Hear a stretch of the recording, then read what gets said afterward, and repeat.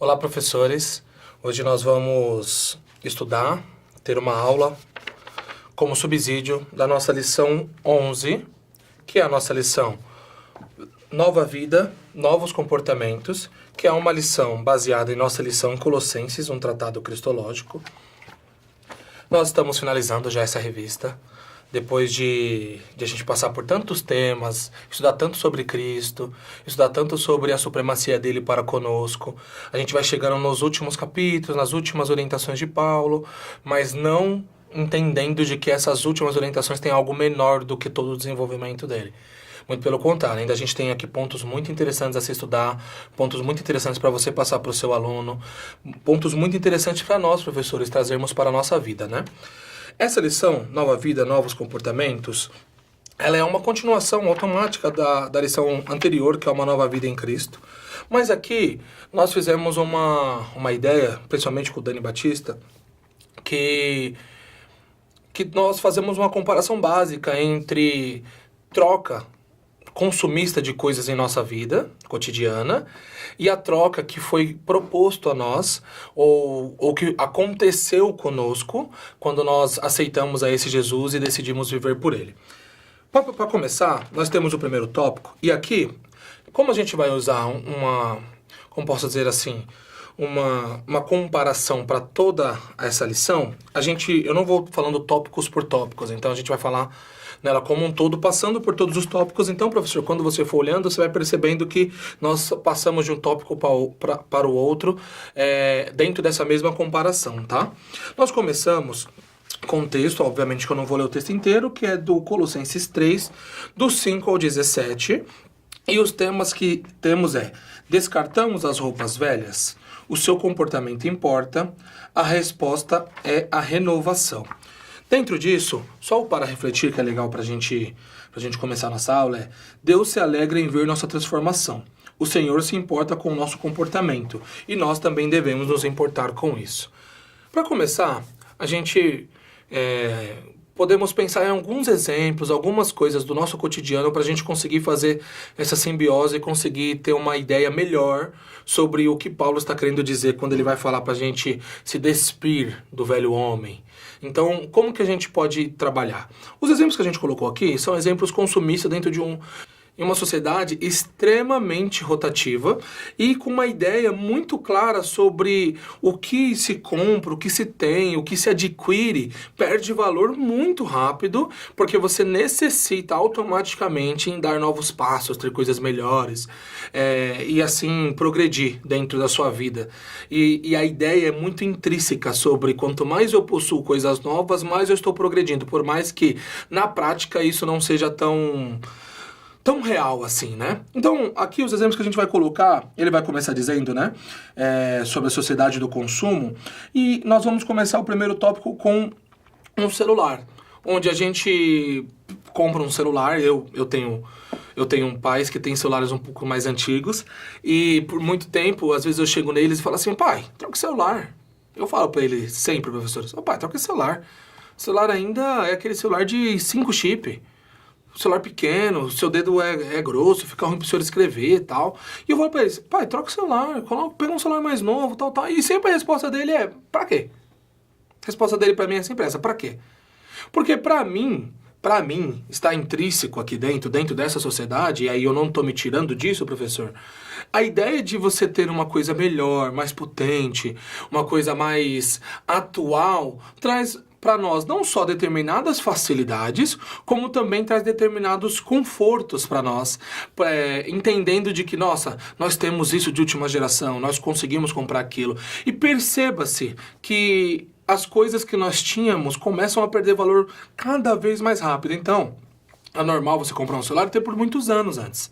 Hoje em dia, se você tiver condições, automaticamente dá 2 anos, às vezes 1 ano, às vezes 3 anos, dependendo quem não liga tanto, você já troca.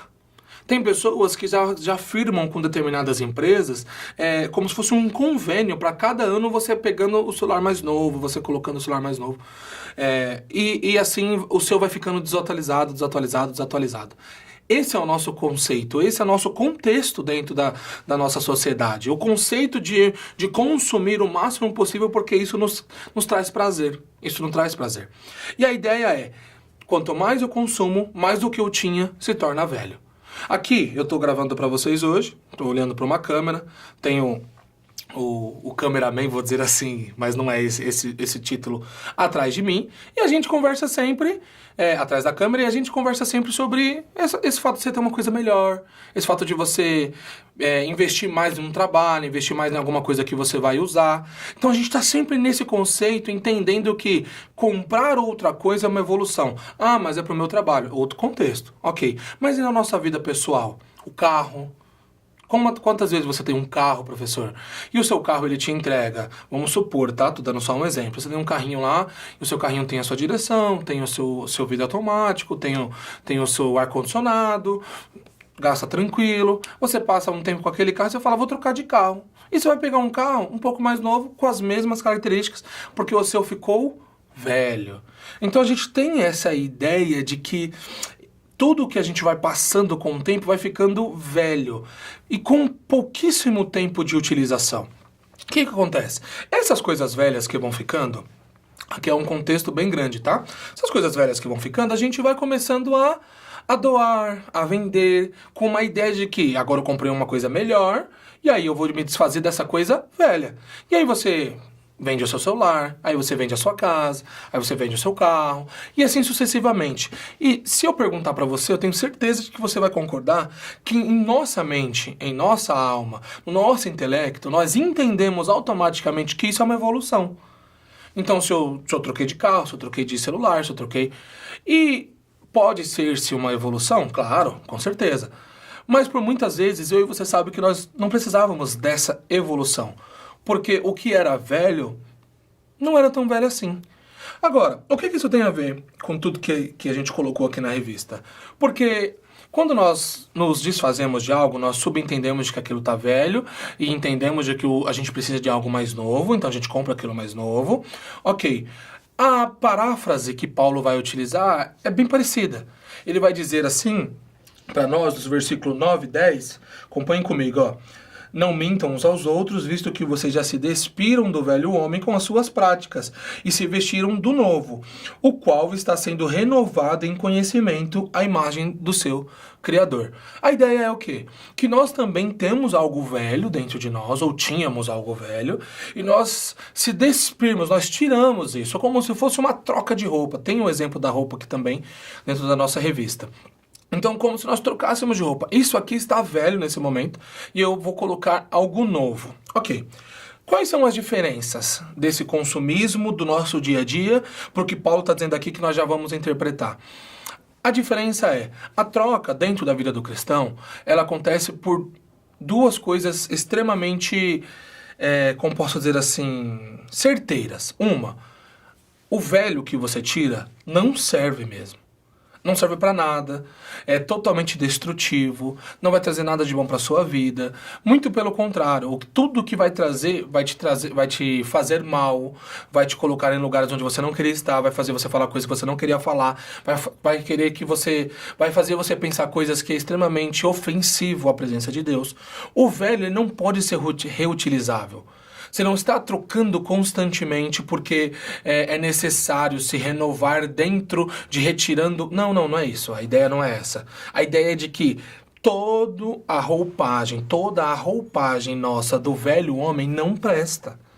Ah, mas aí eu tô trocando gradualmente, então troquei uma camiseta, troquei um relógio, troquei uma calça.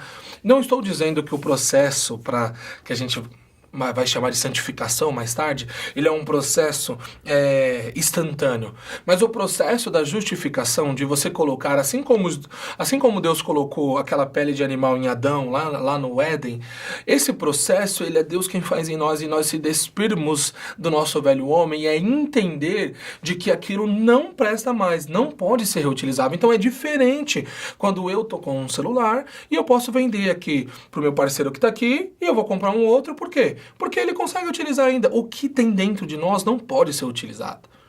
O que tem dentro de nós não entra numa ideia de consumo, entra numa ideia de destruição.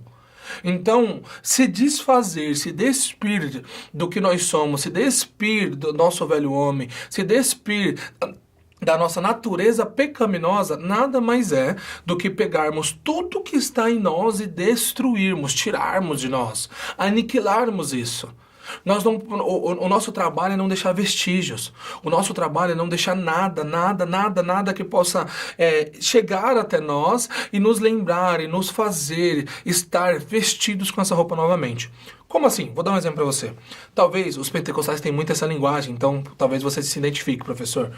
Às vezes você vê alguém, um crente ou algo assim, ele tem aquele famoso perdendo a linha, onde ele discute de uma forma mais ferrenha, onde ele grita, onde ele fala uma palavra de baixo calão, onde ele fala, enfim, ou ele vai pra cima de alguém, vai pra uma agressão física, desrespeita ferrenhamente uma pessoa, e aí às vezes aquilo passa, ele se acalma, e aí depois você vai conversar com ele, e aí ou você fala pra ele, ou ele fala pra você, mas isso aqui é meu velho homem que se aflorou. Você já ouviu essa linguagem alguma vez? Essa linguagem que nós estamos escutando é a ideia de que ele está vestido com o velho homem dele. Ele não se despiu. É o que Paulo está dizendo aqui. Quando você, olha o que ele vai colocar, a última palavra do versículo 9, ó. Práticas. Visto que vocês se despiram do velho homem com as suas práticas. Então, quando nós colocamos o que isso vai entrar em contraste com a nossa sociedade? Nós temos a nossa renovação de nossa mente, com certeza. Com certeza, todo dia nossa mente está se renovando, buscando junto com o Espírito Santo guiando a santificação dia após dia para sermos pessoas melhores. Ok, isso é verdade. Mas o se despir do velho homem, o tirar essa natureza antiga, essa natureza destruidora de dentro de nós, nada mais é para nós do que entendermos de que nada dentro da gente presta. Nossa, mas isso é muito pesado. Sim, professores, é pesado. Nada dentro de você, nem dentro de mim, nem nada dentro dos seus alunos presta. Esses tempos eu estava dando uma aula na minha igreja local, para a classe de adultos, e eu perguntei, eles estavam todos lá, alguns contando suas experiências de conversão e tal, e eu perguntei para que eles retornassem para as pessoas que eles eram antes da conversão, da verdadeira conversão, né? E se imaginassem hoje sendo aquelas pessoas. E muitos não conseguiram nem fazer nem conseguir imaginar de uma forma clara como seria, porque é inimaginável para alguns. Porque a mudança é tão brusca. A nova roupa é tão superior que eles não conseguem olhar para trás e falar, meu Deus, eu não sei como eu estaria hoje, o que eu seria hoje, o que eu estaria fazendo hoje. Então, quando nós dizemos isso, quando nós falamos que, quando Paulo vai dizer, vocês se despiram disso, o que ele está colocando para mim, para você, professor, para os seus alunos, é que todas as práticas que nós tínhamos antes, elas como posso dizer assim, não convergem com o Evangelho. Elas não conversam com a palavra de Deus, elas não conversam com o Criador. Ah, mas foi Deus que me criou, alguns podem falar, né, professor? Mas a criação de Deus foi afetada pelo nosso pecado, pelo pecado original, e isso vem regendo o que nós somos desde lá de trás. Então a gente sempre usa o exemplo, né, básico, de que você tem uma criança, a criança vem, como o pessoal, criança é perfeita. Não, criança nasce pecadora, tanto que você precisa ensinar ela a falar a verdade, porque mentir ela aprende sozinha. É sempre um exemplo que a gente dá porque é real. Quantas vezes você falou, tem que ensinar pra ele, você tem que dizer a verdade, porque a mentira ela aprende tão rapidamente de que, nossa, se eu mentir aqui, eu não vou ter a repreensão daqui. Por quê? Porque dentro de nós, o que tem dentro de nós, de nada presta. E ele vai dizer, continuando aqui, ele vai dizer que se revistam do novo, e se revestiram do novo, o qual está sendo renovado em conhecimento à imagem do seu Criador. É aquela famosa ideia de que nós temos o caráter, ou o fruto do Espírito, que vai trazer característica de Cristo para dentro da nossa vida, mas que é introduzido em nós o caráter de Jesus. O caráter de Cristo. Que esse caráter pode ser de a gente dia após dia se desenvolvendo? Claro, pode ser, óbvio. Mas não só isso, é um caráter que causa um impacto nos lugares onde a gente está, causa um impacto nas palavras que a gente fala, causa um impacto nos lugares onde já estão sendo impactados por outras coisas ruins. Por quê? Porque é nítida a diferença na minha vida e na sua vida, professor, do seu aluno, quando você se reveste do caráter de Cristo. Porque, se nós pensarmos bem, quando o apóstolo Paulo vai dizer assim, sejam meus imitadores assim como eu sou de Cristo. É muito pesado para mim, para você, professor, olhar, se você consegue olhar para o seu aluno e falar assim, analise a minha vida de ponta a ponta. Analise tudo que eu sou, analise tudo que eu passei, tudo que eu sofri, tudo que eu conquistei, tudo que eu não conquistei, as minhas vitórias, as minhas derrotas, e me imite, porque eu imito a Jesus. Será que a gente tem essa confiança, essa certeza do que nós pregamos, do que nós ensinamos, a ponto de perguntar isso a Ele? Por quê? Porque quando nós analisamos essa ideia de ter o caráter de Cristo dentro de nós, é nós refletirmos características divinas dentro da nossa sociedade. Dentro dos lugares onde o seu aluno vai entrar, dentro da faculdade dele, dentro de alguns que já são um pouco mais velhos do trabalho deles, dentro da família deles, que muitas vezes não é cristã. Então, quando nós olhamos se revestir do novo, sendo renovado à imagem do Criador, é a ideia de que todos os dias esse caráter em nós tem que florescer para que as nossas práticas elas sejam automaticamente ligadas a esse Criador. E quando elas vão ser ligadas a esse Criador, eles vão ver em nós, assim como Paulo sabia que aqueles irmãos viam nele. Então, quando a pessoa olha pra mim, pra você, e vê alguma diferença, tem a galerinha que fala, vi luz em você, tem outra pessoa que fala assim, nossa, você fala diferente, nossa, como é bom conversar com você, nossa, como eu ficaria horas ouvindo você. Quando se tem esse tipo de experiência, entendendo nós, que se fosse nosso nós não teríamos nada, automaticamente as pessoas estão conseguindo ter um pingo de ideia do que é ter, ou conversar, ou ter um contato com o caráter de Jesus. Não, mas eu não estou tendo um contato com Jesus. Claro que não vou cometer essa heresia dizer que você vai ser Jesus na Terra. Jesus já veio e fez o seu trabalho por nós. Mas, antes de tudo, quando ele deixou a sua palavra, quando ele deixou tudo isso que a gente estuda e conversa, ele deixou uma coisa clara, que nós deveríamos ir, fazer discípulos, pregar o Evangelho. E o Evangelho é falar sobre ele e viver sobre ele. É viver aquilo que ele queria, aquilo que ele quer que nós vivamos hoje, né, professor? Então, a ideia é o quê? Se revestir, estar sempre em alerta, mortificando o nosso eu, então renunciando quem nós somos, para que assim a gente consiga prosseguir. Minimamente, mas prosseguir. Por que minimamente? Um passo de cada vez. Porque a partir do processo de santificação, a partir do processo da nova roupagem, automaticamente você vai caminhando devagar. Às vezes soa, às vezes cai um pingo, às vezes você cai, às vezes você tropeça, mas continue caminhando. Que é essa uma ideia que nós viemos trabalhando durante toda a lição, né? Não só isso, como esses impactos, que aí já está nos próximos tópicos, né? Esses impactos trazem em nós uma ideia de que impacto que eu vou ter, como que eu vou impactar com essa roupagem nova, como que eu vou impactar com esse caráter novo, como que eu vou impactar os lugares onde eu estou, com isso que me foi proposto ou com isso que foi me dado quando eu resolvi segui-lo. Primeiro, é automático.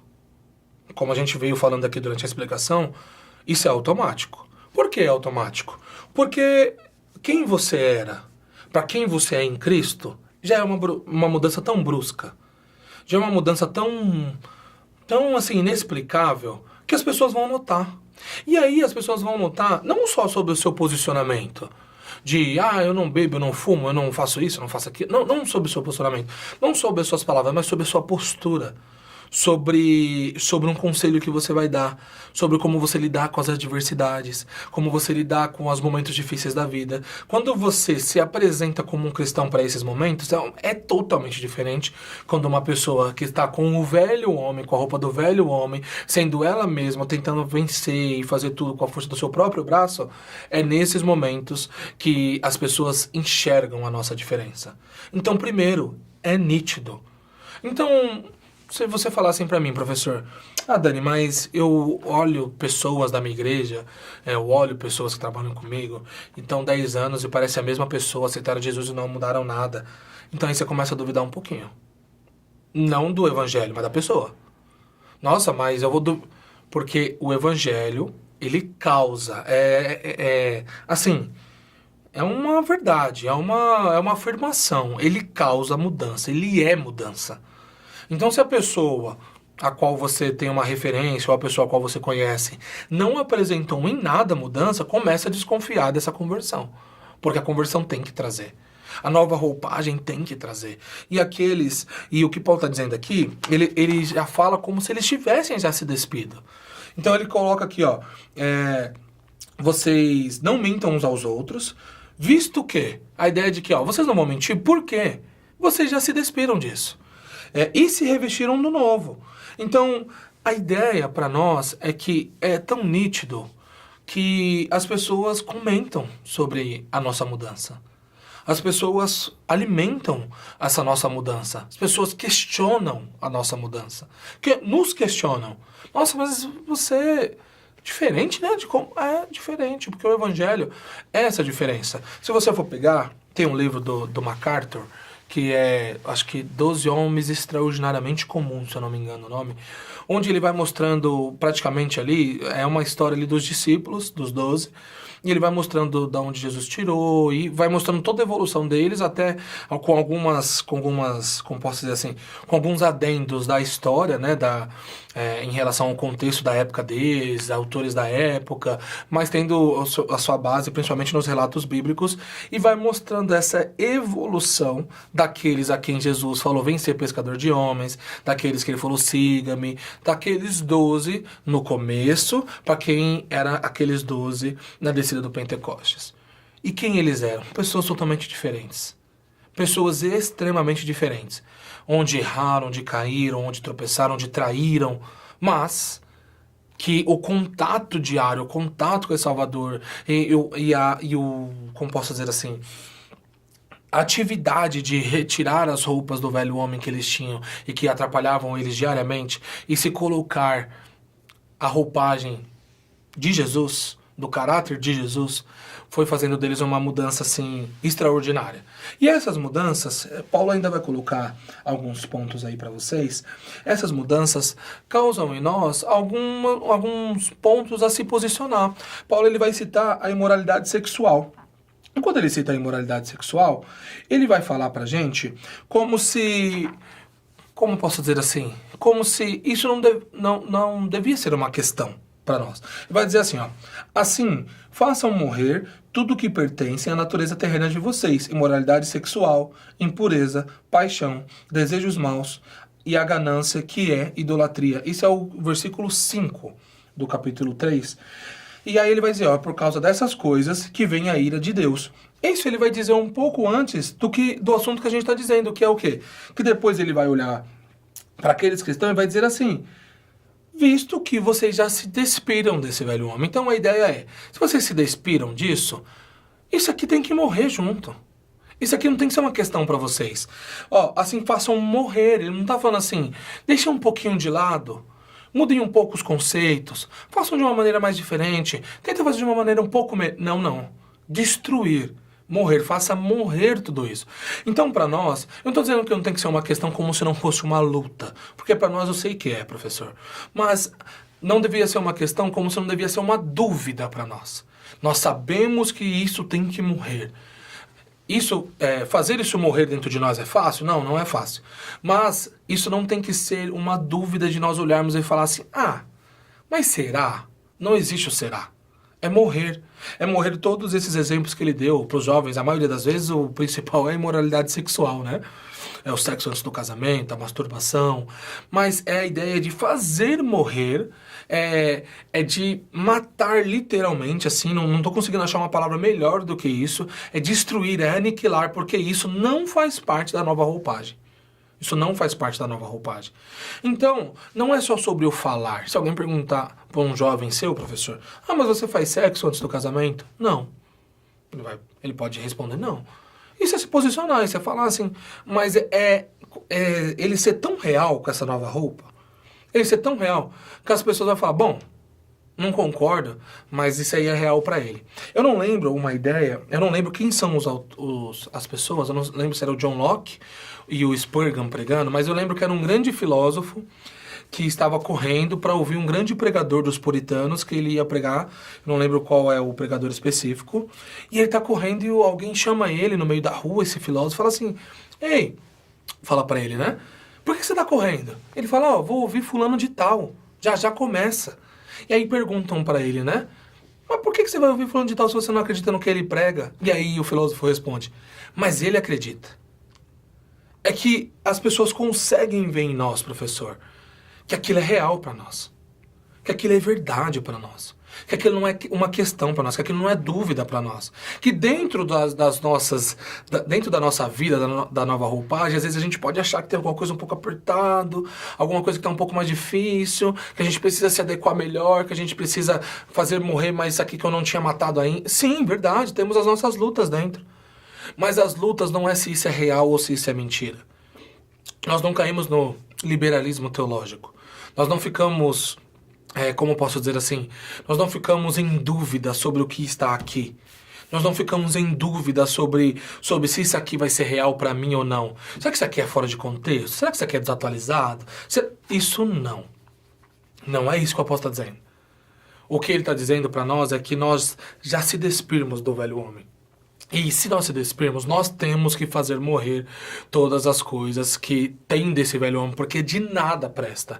E a nova roupagem vai fazer em nós se posicionar sim, mas que as pessoas enxergam na gente essa diferença. Então, essa que o comentarista coloca aqui, a resposta é a renovação, o seu comportamento importa, é que esse comportamento vai ditar o que as pessoas pensam ou não de nós. Então, por isso que eu sempre comento nas aulas, assim, se a pessoa chega em você e conversa com você um dia, 2 dias, e ela precisa de 3 meses de amizade com você pra falar pra você, nossa, achei que você era outra pessoa. Talvez o seu testemunho esteja um pouquinho desalinhado. Não tô dizendo que a pessoa tem que olhar pra você e entender, meu Deus, a gente não espera, o evangelho é loucura mesmo pra alguns. Mas o que nós precisamos entender é que ao mínimo contato conosco, o nosso comportamento, o nosso testemunho tem que gritar. O nosso testemunho tem que ser tão real, o nosso testemunho tem que ser tão verdadeiro, de que as pessoas se impactam. Elas sentem um impacto daquilo, porque é tão diferente da maneira como elas vivem. Ah, então nós somos separados? A Bíblia diz que nós somos separados. Ah, então nós somos diferentões, nós somos santos. A Bíblia diz que nós somos santos. Lutero vai dizer que é a incógnita, né, o paradoxo do crente, que nós somos pecadores e justos ao mesmo tempo. A ideia é, a nova roupagem é sobre alguém, não é sobre nós.